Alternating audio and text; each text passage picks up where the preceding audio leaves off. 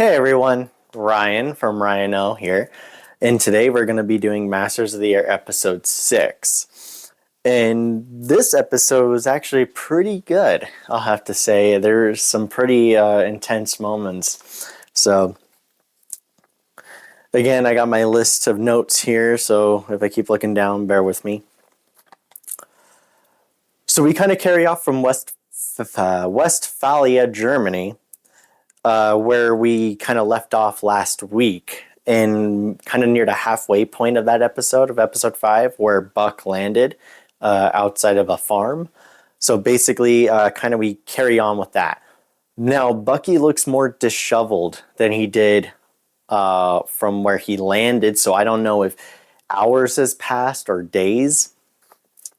But basically, we just see him scavenging for food, like stealing cabbages from farms, basically to survive.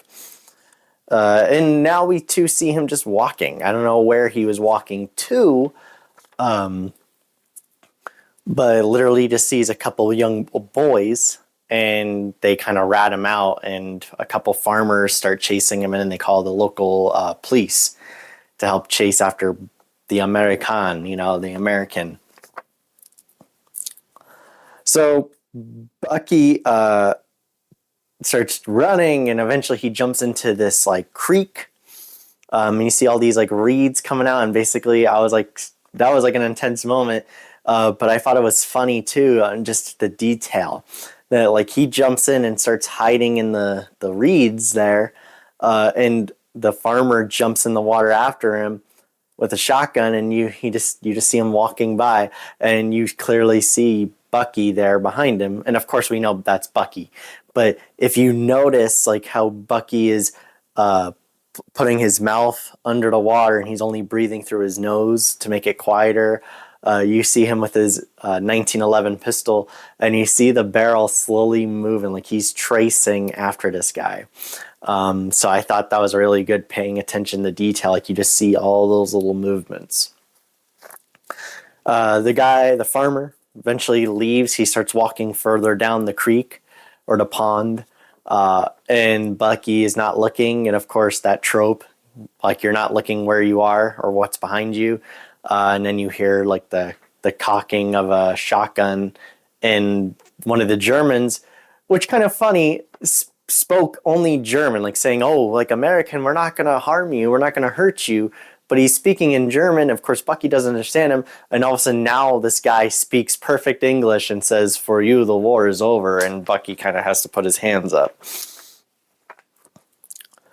So after that, we now hear narrator Crosby basically stating about the last mission and how many crews they lost. They lost everybody except for one. And basically he says, like, when a crew went down, they disappeared. So it's been no more than 4 months since they all arrived in England, and they already lost 32 of their 35 forts and crews. Again, we did not talk about such crews. Those who continued to fly had to tiptoe around their ghosts. Some of the men came undone, seeing their friends get killed. Some men drank. Some men fought one another. Some even tried to screw around and have sex with girls. But I mean, this is a really sad moment, but actually I love that scene of just, Crosby in a train, but it's himself, like his future self, narrating, and him just addressing the past and addressing like kind of the moments we're seeing now with young Crosby, and how like even the tipping around their ghosts is such a powerful, I think, speech line and scene, because when they show that, they even show another Band of Brothers like reference where they just start like stacking all their belongings in some building, literally maybe to send to their wives or to their friends, their children back in the States, or whoever would like them. But also sometimes they can't even say if they're dead or not. They're just missing in action. And just kind of like how we saw in like an episode or two prior, when Crosby and Douglas and Binkley showed up, they were wanting their stuff back, and they're like, hey, you better not have gave away our stuff. So it's just a really powerful scene to see them just stacking and stacking and stacking, and you see rows of stacks of belongings, of trunks with their names on them. So it's like a sad scene, but very powerful. So again, Crosby is narrating, but we see him on a train, and he now addresses that he's going to Oxford, England, basically in a way, to get away from Bubbles' death, which has a very big impact on him, but also to help other crews and help the Allied war effort in some way. We don't really kind of know yet. It's almost like a relaxation, but he is talking and addressing other countries as officers about the war. So we saw men from India, like other English colonies, like Canada. We saw many Americans and British, of course. But they seem to be addressing how the war is going, but they don't really give much detail on, again, why they are there. We see Crosby reading a letter from his wife, which only arrived a few days prior. We don't see anything. It's all written in cursive. And it's like, again, it's a quick scene. So it's just all cursive, quick scene. But then you see in the very bottom in perfect print, P.S. say hi to Bubbles for me. And you could see, and I was even like, oh my God, like that's terrible. Like it's sad that, the wife keeps reminding him of this. Now, again, at this moment, I was like thinking, well, why doesn't he just tell her what's going on or what happened to Bubbles? Or did he? And again, mail is just really slow back then during the war. Did it not catch up? But we kind of find the answer to that near the end of the episode.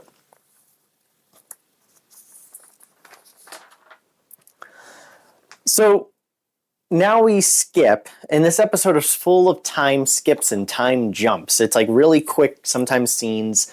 So bear with me if I keep saying, oh, we're now back to this guy or back to this scene. But now we jump to the rookies again. That we left off at the last mission, sorry. And they are now going to the Flack House, a place for some R&R. It's like a giant mansion, which is now occupied by the British government. And you see many Americans there, British, other countries as soldiers, there to relax and kind of get away from the war. And we kind of then found out, too, that during this, they only flew 3 missions, these rookies. That was their third, which was last week's episode around Munster, it was, I believe. And 3 missions, and already they are kind of like worn out and beat up, and you could tell. And they're like heading into this giant mansion. They're meeting people. They see, it's almost like another world. They see people just wearing relaxation clothes or not wearing uniforms. They're playing croquet, pool, billiards. They're riding horses. They're doing fox hunting. They're riding bikes around, swimming in a river next door or down the way. And it's like there's no war at all almost. And it's just like a really rare situation. And you could kind of tell that the officer of the fort, that we find out his true name in just a little bit, but also more of his nickname. They already did address his name in another episode, but now we kind of know more about him. Like this is like an episode focusing on him as well. But we immediately jump to another scene, and now it's Bucky on a train with a few other American crews, and they are now on a train. Eventually they get off the train, and they're walking through like a city of some kind. We barely get the mention of it, and it goes by so fast. Even in another scene, they just say it so quick that I'm not even able to write it down. But we now see the German point of view of the bombings of innocent civilians from the RAF. Now, while they are walking through the rubble and debris, these civilians see them and they start attacking the Americans. They're blaming them for these bombings, but truly and technically it was the British doing that. And also, in a way, too, you have to kind of understand that many of these civilians maybe not even know that the Germans are bombing England. They think that maybe they're the only ones getting bombed constantly. It's kind of like it's a hard scene to digest and to talk about in detail. Because, even in Band of Brothers, but also historically, many Germans didn't even know about the concentration camps. They just thought the Jews were taken away somewhere. They didn't even know that many of these Jews were being killed and gassed in droves. So it's really hard to tell, who to side with, because these Americans are now being attacked. They're supposed to be protected by the Geneva Convention. They're prisoners of war. But even some of these, I don't know, like German soldiers, I don't know, they don't have much insignias on them. But I don't, like, you could call them, I guess, military police, like MPs maybe. But the one just pulls out a pistol and immediately just like, bam, shoots an American in the head, kills him, shoots another American, kills him, shoots another American and kills him. And literally then he points at Bucky, and then like Bucky's on the ground bleeding because he's been now attacked and hit in the head multiple times with like a piece of 2x4. And you just hear click, so basically Bucky was spared just by the coincidence that he only had like 3 bullets. And immediately after that click, you think what's going to happen? Jump back again. They jump. And now they show Robert Rosenthal, the rookie captain or officer of the fort that was in the last episode, that's now at the Flak House. But we now find out his nickname is Rosie.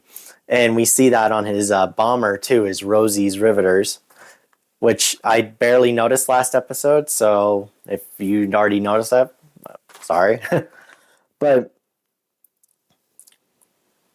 we see now he's talking to a doctor, Dr. Houston, and Rosie just wants to go. He wants to leave. He doesn't feel comfortable, and he basically just says he's fine. And now the doctor kind of picks up on it because Rosie just kept saying he's fine like every few words. And he's like, well, that's the 3rd or 4th time you said you're fine. It's like, and then Rosie kind of figured out, you're not going to let me go, are you? He's like, oh, I will in a week, or like 5 days to a week, I will. Immediately then jump again. It's like, Rosie just turns around and walks down the hallway, and then they jump. Now back to Bucky with Germans on a cart or a wagon of some sort. And you just see a bunch of other dead American soldiers just on top of Bucky. And basically the 2 Germans are talking, and you hear mumbling like, and you see it's an American still alive, mumbling like a prayer, like Our Father or something. He's mumbling a prayer. And one of the Germans hears this. Oh, well, Bucky tells him to be quiet, like to be kind of whispering. He doesn't hear him or doesn't care. One of the Germans hears and basically says, hey, one of them is still alive. Gets off the wagon, grabs the shovel, and literally smacks him in the head. And you see a bunch of blood just squirt on Bucky's face. And Bucky's just pretending to be dead. They're trying to bury these guys in the woods randomly. No grave markers or anything. They're just trying to dump them. Bucky is able to get out from underneath all the bodies and starts running. They just let him go because they think he's going to die because of his injuries. So eventually, though, another jump happens. When you think it's like the show is getting so good, especially when now you're worried about Bucky running and trying to escape, they jump to Crosby, like in the mirror shirtless, and he's like trying to do like this impression of a celebrity. But then he sees a woman staring at him, and he's like trying to cover himself because he's basically almost naked. He just has like a towel on and his hat. But then he finds out that is his roommate that he was waiting for was A.M. Westgate, who was a female a British officer of some sort. And basically they start talking for a little bit, and she wants to know if that was this celebrity or that. And then she kind of like gives him a smile and looks him up and down, almost like staring at him, and he's just like kind of hiding, covering himself. And then she leaves. They now show back again, another jump to Rosie, kind of seeing he's uncomfortable in this piece, like almost like a heaven. He's uncomfortable with it, and you would think why. So basically, he's walking around in the backyard garden, like this mega garden. Again, it's a mansion, and he starts hearing what sounds like crying, and eventually he kind of walks through a hedgerow, and sees a guy crying, like a soldier, just frantically crying, like reliving moments, probably. And he kind of looks at him, and almost like, not like in a supportive way. It almost seems like he was kind of criticizing in a way with his look, but then he kind of turns around and walks away, like leaves.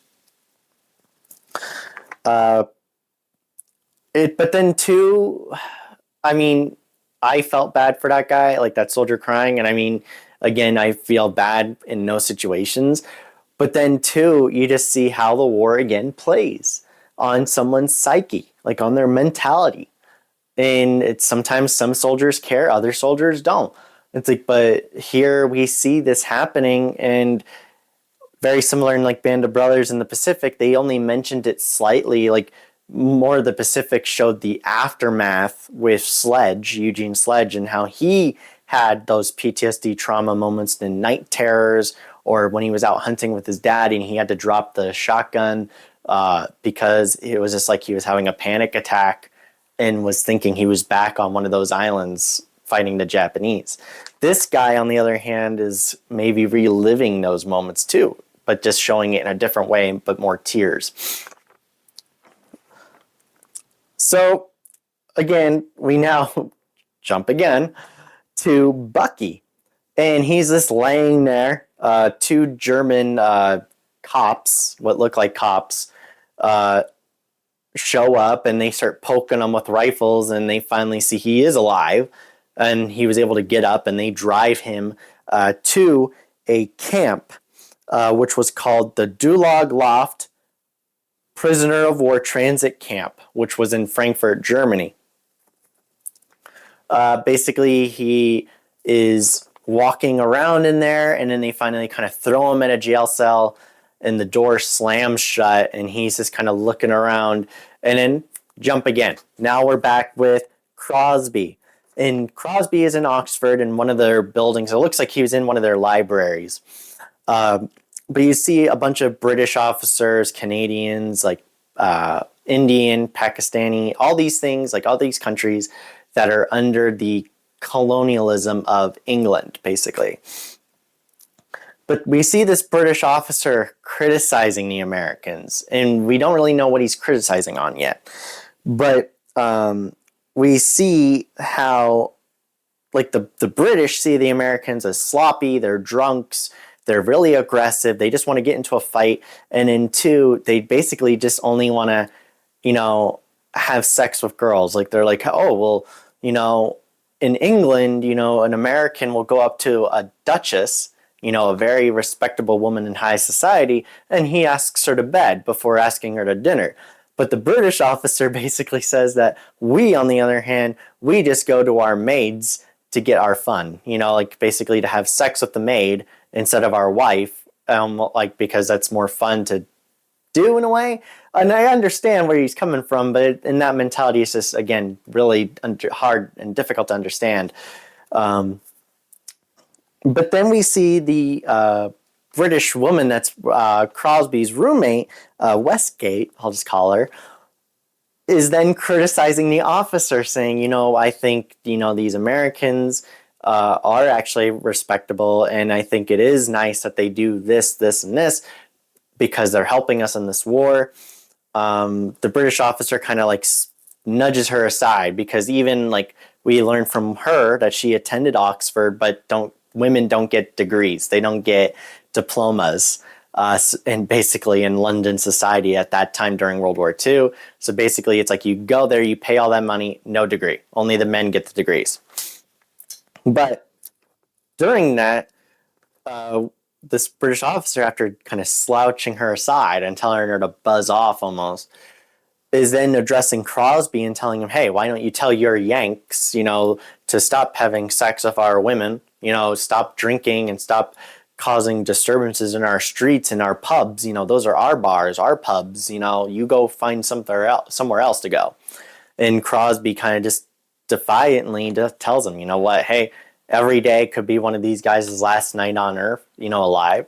So I will not tell them to stop. They deserve their fun too. And if they think that's fun, if they think that takes their mind off what's going on because of this war, then let them.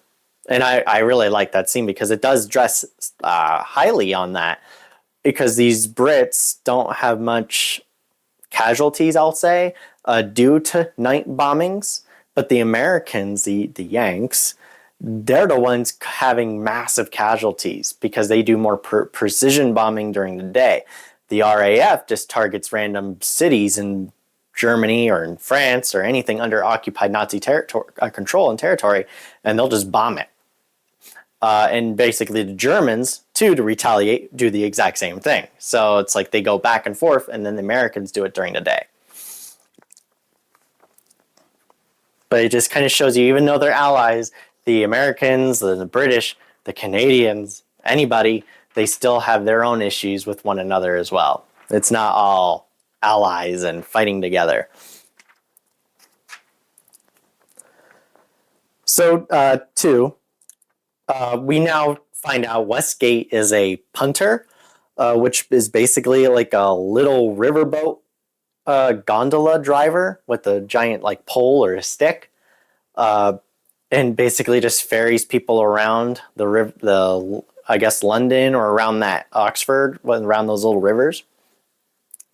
But then there's something that she's not leading on, because she doesn't even tell everything to Crosby. So Crosby has a feeling that her job is different than what she's leading on about. That she might not be a punter, but she could be something else. Again, back to Rosie, and again is having more sleepless nights. So he basically hears, he starts walking around just maybe to get tired, to see what's going on, and he hears music and sees the doctor, and maybe in the middle of the night awake. So they kind of start like talking, kind of criticizing each other a little bit about, I thought you were doing better. Well, hey, why are you awake then? But we see this, and we now see Rosie's character. And he basically says, I just want to get back to work. Like, I want to end this war. If I can contribute, I want to end it. It's like by me being in those planes up in the sky. So, and he's even saying, you don't cry, you suck it up. You be like, almost like be a man. And it's like, and you get in that plane and you do your job. So, and we kind of see the doctor kind of like okay with it. But then I think too, you could tell that that's like a bad way of thinking mentally wise. And I think the doctor realizes, and he's kind of just like, okay, I'll let him say his piece, But, and I think we might find out in maybe the next episode or maybe the episode after on more of that. But it doesn't seem like we will, because the end of the episode, and I'll tell that later, seems like it's already did a time jump again. Now it's like all of a sudden later than what we were just watching. But we'll get back to that. So now we see Crosby again. He is sitting on the rug in his room in Oxford. And it looks like there's 2 rooms or 3 rooms, and then they share almost like a living room because there's like a fireplace. But then we see Westgate with him, and they start drinking whiskey, like not on the rocks, like you don't put the ice in it. It's like, so they're drinking whiskey and talking, and Crosby starts laughing and telling a story about Bubbles and him, and how he made up a game like about quarters and shoes, and they're like throwing coins and shoes, and eventually they're drinking and drinking and drinking, and he starts like throwing up with Bubbles, and they're throwing up at the exact same time in the only one toilet. And he's laughing, and Westgate's like smiling and laughing, and then like Crosby says, then I wake up the next day and I don't have any shoes. I don't have boots on or anything. I lost my shoes. So But it just shows, and then you see like Crosby's happy. Westgate asks if that was like a secret lady, and because of the word Bubbles, but he says no, that's just my buddy's nickname, my best friend. But yet he went down last week, and you can just tell then like Crosby's face just goes somber, like sad again, and he basically says it was my fault. I replaced him, which wasn't really the case. He was just appointed by Carl Harding, and now Crosby was the one that died. So basically, Crosby says that, or Bubbles is the one that died. Crosby says it should have been me. I should have been the one that died. Or if it was Bubbles in the situation that Crosby was in, all those other guys would have probably made it back. And basically, Westgate is like saying, no, that's not the case. Your friend died because Hitler and his thugs want to take over the whole world and oppress everybody. That's the sacrifice. That's what we have to do to stop this madman, basically. So it was a nice little moment, but then like she went to bed and you could just tell that she felt bad for Crosby. And Crosby is still kind of sad about Bubbles losing his best friend. So and then now to another jump. Immediately now we see Bucky being interrogated by a German officer. Looks like a part of the Luftwaffe, because he even says that he's an airman. He's a flyer who has honor, So, and he's interrogating Bucky. He gives him some whiskey, gives him a cigarette, but basically is trying to find out more about new B-17 showing up. How many new rookies are going to be there? Like, when's the next mission?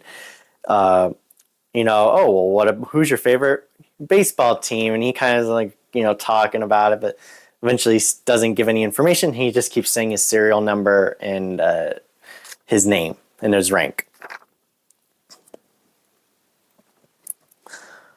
Eventually, we see that this German does seem to care, because when Bucky tells him that, hey, a bunch of these other Americans were executed by a random German, he did seem to care. So he was going to write it down, but again, Bucky didn't even know who these guys were really. So it doesn't seem like that's going to be addressed anytime soon. But again, the Nazis did do unspeakable war crimes during that, so I don't think they would have cared. But it could have been him that would care. No one else would have. So now, again, we do a quick jump, not even like a 5-minute shot of Rosie asleep in the chair where he was talking with the doctor. The doctor's gone, but this one lady makes him a coffee, and he's like saying, oh, I'm not going to always give you breakfast in bed. And you could see Rosie's kind of happy about that and smiling and like says, I'll take it to the grave, But immediately then they jump back to Bucky and all these other guys being rounded up. Like all these other Americans, Canadians, Brits, all POWs are being rounded up and they're forced into this train car. And they're like the POWs are moving into this train car. And it's like they're just being screamed at, shouted at. And I don't even recall, but it looked like one of the Americans, it looked like an American, started to walk away, or maybe he was scared and he backed up a little bit too much. And literally one of the Germans just, like with an MP40, just shot him and he fell in the tracks. The rest of the Americans and the British and the Canadians saw this, and of course that kind of amplified. They sped up and all got into the train, and then the Germans just basically picked up that dead American and threw him in with everybody, and you see Bucky just staring at this dead poor guy, like just like, oh my God, what's going on? What's happening? Before the door shut, you see another train coming in, and you see a huge swastika. And I mean, it was like videography wise or cinematography wise, I love that shot. It was coming out of the smoke from the stack of the railroad car, and it was a beautiful scene. You just see this giant swastika, and then all of a sudden, though, you start hearing what's like a weird sound, And then it gets closer, and then you see hands, and you hear screaming. And then I was like, oh my God, that's terrible and sad. And then you see these Americans, British and Canadians, looking at a bunch of what I think are Jews being taken to a camp, a concentration camp, to be killed, or a work camp. When you see them waving at the Americans, like, and everybody else, the POWs, like, someone just help us, like, get us out of here. Anybody help us. And they're just like, everyone's stunned. And then eventually the door shuts and you just see total darkness and Bucky's car. So it was a sad scene, but it was really a beautiful scene and a very impactful scene, because especially, even though it's sad though for the Jewish people, it does show that, again, this series is not going to sugarcoat and make war seem all beautiful. It's going to show you the horrors of it. And then two, what happened to the Jews. Just like Band of Brothers, we saw the aftermath of a death camp, basically, or a work camp, and the Germans escaping and trying to kill all the rest of the Jews, and only were able to kill like some of them. The rest were still there.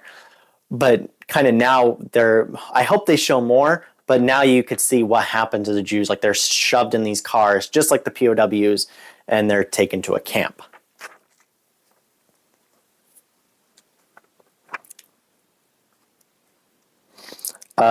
Two, we now return to the base after Rosie starts to kind of talk. And during that scene, before we get back to the base, he's talking about stealing the guys' money. Like, he's trying to become more friendly with his men. And maybe a few other random airmen at a poker table. And we see the one guy that was crying that he met in the garden at that table as well. So he starts talking, but one of his guys says, hey, you won't believe like what this guy did. He starts humming. And it, like he says, it took my mind off it. It made me feel like I wasn't alone. And I thought that was a very beautiful and impactful scene as well, because it just shows you that many of these guys feel like they're alone, that, hey, we're flying, but if the guy behind me is not there, or I'm in the ball turret by myself, I'm in the nose gun with the navigator, so I'm not that much by myself, or the tail gunners, he's completely alone. It's like these different positions make them feel like a unit, but they also feel alone. And I really like that, how he said, when he was humming, it took my mind off of it, and I felt like I wasn't alone. So it was a beautiful scene, and he put his hand on his shoulder. And now we go back to the base, and we see all these guys talking, and it seemed like that guy that was crying was telling a story of what happened to him. And it seemed like the one guy from Rosie's crew was mainly telling it. They kind of like stopped that guy. And we're now at the base, and he's like saying, only a bombardier was left. Everyone else on the plane was dead, or presumed dead. The bombardier was like calling Mayday, and asking if anyone can hear him in the tower. Well, I guess he was near a tower, says they could. And he's like saying, hey, both pilots are dead. The rest are dead or injured. I'm the only one here. How do I fly this thing? How do I land? And eventually he said, oh, well, the one guy says, I have an idea. It's like, now repeat after me. It's like, our Father who art in heaven. And I start laughing. I thought that was a funny scene. The rest of the guys are laughing. Again, they're laughing about death, but they're laughing because it is a funny moment, but that there's nothing else for them to do. So basically they're saying you're going to crash, and hopefully you have a good prayer, and maybe you might get lucky. So I thought that was a funny scene. But it shows you too, like I said last week's episode, how they use comedy to change everything and how to fix themselves mentally or like psychologically. But then even then they're not fine. They're like, it's like a facade, like they're putting on a mask. And that's when narrator Crosby again kind of comes over and says, and again, he's sitting there, Binkley's sitting there, Douglas, a bunch of the other guys, some new rookies are there too. Rosie's there.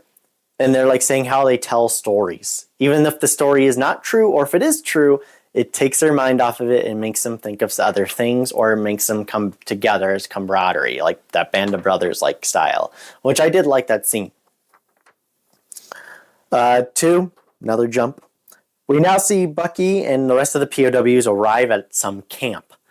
And we start seeing Americans, British, Canadians, all screaming and yelling, asking for their friends, see if anyone they know that also bailed out made it, and are in this huge hurdle of new people, new groups. And they're also yelling, where are you from? What regiment? What division? What aviation group are you from? Eventually, Bucky sees some of the guys from the 100th that I thought were dead because they didn't show them bail out at all. The whole plane almost blew up. But there they were. They made it. And he starts asking if Bucky made it. Where's Bucky? And they couldn't hear him because everyone's screaming and talking. And eventually you hear Bucky say, hey, I'm on your 2 o'clock. And he looks and sees Bucky. So now that was like a really nice scene. I did like them reuniting in that one split moment of a scene. But then they show the outskirts, like a wide pan shot. And then they finally show the name of the camp. And it was the Luftwaffe-controlled Stalag Luft 3 in Sagan, Germany, which was October 17th of 1943. But you just see hundreds of barrack-like buildings. And you just see either thousands or more than thousands of POWs, Americans, British, and Canadians, walking around, trying to survive and make it through this POW camp. And now you just get new, fresh meat forced through. And eventually, I bet it might turn out almost like a concentration camp situation where it's overloaded, overbearing. Many of the guys don't even have food, or they barely get any food because of that barren landscape. And I feel like, especially because of next week's episode, that it's more focused on POWs, it seems like, that they're going to try to escape. And it seems like they're already setting up an escape arc, but I feel that that's going to be the death or cause the death of many of the other POWs there. And either they might still continue it or not. But I feel like that might lead to some public executions, like public hangings, maybe firing squad, maybe just the Germans just randomly shoot into the formations that they tell the Americans to get into, just as punishment. Again, they treat them like animals, just like how they did the Jews. Of course, the Jews are worse because, Hitler saw them as inferior rats, vermin. He wanted them gone, killed. But Hitler still had admiration for the British and the Americans and the other Canadians, but other white races. So he still thought that, hey, we have to get rid of many, we have to kill a lot or treat them harshly. But eventually, they thought that they're going to come under, they're going to fold to our side and understand that, hey, we are not that necessarily the bad guys, but this is the situation going on. So that was pretty much it. That's pretty much the episode. And I really did like this episode. I think, too, that with next week's episode, it's going to be a lot more intense. So I'm really looking forward to that. But that's pretty much it. I appreciate you all watching. And if you're watching, I would really appreciate a subscription. Please subscribe. Hit that red button, please. And also hit that bell so you're notified every time I post. And also, please just leave a like or give a thumbs up if you did like it so you can help spread everything I'm trying to do.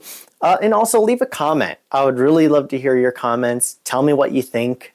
If, I would really like if you have any suggestions that you would like, or again, tips, anything. If you like it or not, I would really still appreciate to read that. So thank you. I'll see you all in the next one, and bye everybody.